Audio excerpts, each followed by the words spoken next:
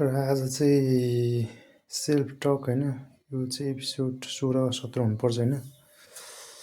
र आजको दिनचर्या चाहिँ एकदम बिजोकै भयो भन्नुपऱ्यो होइन।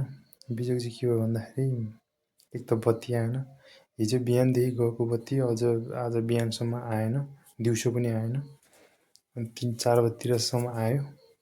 त्यही भएर बिहानसम्म नआउँदाखेरिको पीडा, त्यही माथि मोबाइल सोबाइलहरू चार्जहरू सब बन्द थियो।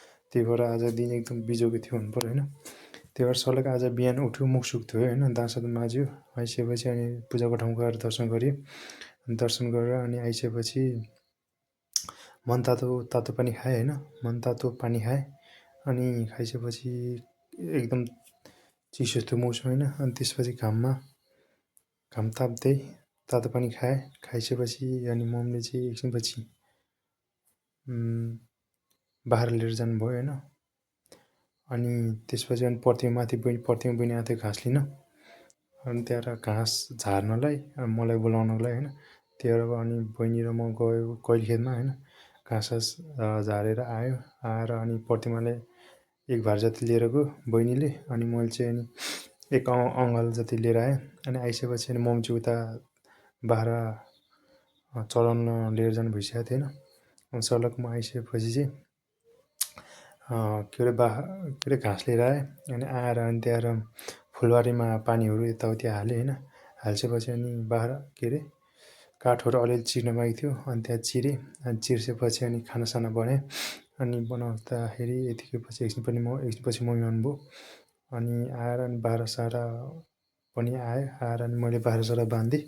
अनि मम्मी एकछिनपछि आएर अनि यताउति काम सकेर होइन। अनि मम्मीले तरकारी बनाउनु भयो। अनि त्यहाँ बनाइसकेपछि अनि म चाहिँ एकछिन रेस्ट गरेँ। अनि गरिसकेपछि अनि तरकारी पाकिसक्यो, अनि खानासाना खाइयो। अनि खाइसकेपछि अनि एकछिन रेस्ट गऱ्यो भन्नुपर्यो होइन। अनि आज चाहिँ मोबाइल सोबाइल बन्द होइन, केही थिएन हिजोदेखिको मोबाइल बन्द। त्यही भएर आज चाहिँ खानासाना खाएर दिउँसै माथि तातो घाममा यसो ढल्किबसेँ। ढल्किँदै झन्डै दिउँसो 2 बजिसकेको छ। हामीलाई त्यही 12:30-1 बजीतिर खाना आएको थियो होला। अनि त्यही 1-2 साढे 2 यस्तै बजिसकेको थियो माथि छतमा। अनि घाम पनि झन्डै ढल्किसकेको थियो होइन। अनि त्यतिखेर ढल्किसक्दाखेरि चाहिँ अनि चिसो भयो मौसम। त्यसपछि चरक्क उठेर अनि फेरि कुराहरूलाई यताउति हेरेँ, हाइहुइ गरेँ होइन। अनि गरिसकेपछि अनि पानी खेर गइरहेको थियो। अनि फेरि त्यो पानीलाई अनि फुलबारीमा छर्किदिएँ। अनि छर्किदिइसकेपछि यतिकैमा साँझ हुन लाग्यो। अनि मम्मी उता घाँस लिन जानुभएको थियो। अनि मम्मी घाँस लिएर आउनुभयो।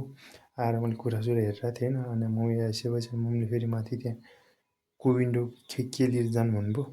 अनि म त्यहाँ माथि गएँ। अनि ठुलोबाकोमा थियो त्यहाँ होइन। त्यहाँ हुँदै पसल घुमेर आएँ। त्यहाँबाट अनि उता पसल पनि गएँ। अनि वडा कार्यालय नि गएँ। त्यहाँ नयाँ भवन बन्न लागेको थियो होइन। अनि के कस्तो रहेछ संरचनाहरू यताउति बुझ्नलाई त्यहाँ हेरेँ। झन्डै भुइँढल्न सकेर अब पहिलो रुमको लागि के अरे घर बनाउनु खोज्दै रहेछ। के अरे वालहरू सुरु हुँदै रहेछ होइन। अनि ठिकै लाग्यो। अनि त्यहाँबाट आएर फर्केर ठुलोबाको त्यहाँ के अरे घुर्यानमा विन्डो फलेको थियो। अनि त्यो लिएर आएर यतिकैमा साँझ भइसकेको थियो। अनि फेरि म मुखसुख धोएर आएर पूजाको ठाउँमा दर्शन गर्न गएँ होइन। अनि त्यसपछि फेरि फर्केर अनि यतिकैमा त 3 कि 4 बजीतिर बत्ती आइसकेको थियो होइन। अनि त्यतिकैमा चाहिँ मोबाइलहरू सब चार्ज गरिरहेको थियो। अनि गरिसकेपछि पहिले गरिसकेको थियो। अनि त्यहाँबाट अनि पूजाको ठाउँमा दर्शन गरेर आइसकेपछि चाहिँ अनि मोबाइल सोबाइल सब अन गरेर त्यतिखेर चाहिँ फुल भइसकेको थियो मोबाइलहरू ओपन गरेर अनि ल्यापटपहरूमा कामसाम गरेर एउटा भिडियो एडिट गर्नु थियो। त्यो एडिट गरेर पोस्ट गरेर होइन। अनि आज चाहिँ बेलुकाको सादा खाना भनौँ, तरकारी र चिउरा त्यो खाइयो। खाएर अनि आज एउटा भिडियो अपलोड गर्यो। अनि भोलिको अनि मन्थली जाने यात्रा भएको कारणले अनि यसो भोलिको लागि आज यसो सरसामानहरू मिलाइयो। अनि यसरी नै आजको दिनचर्या बित्यो। हस्, धन्यवाद। नेक्स्ट भिडियोमा फेरि भेटौँला। Good bye, have a good dream.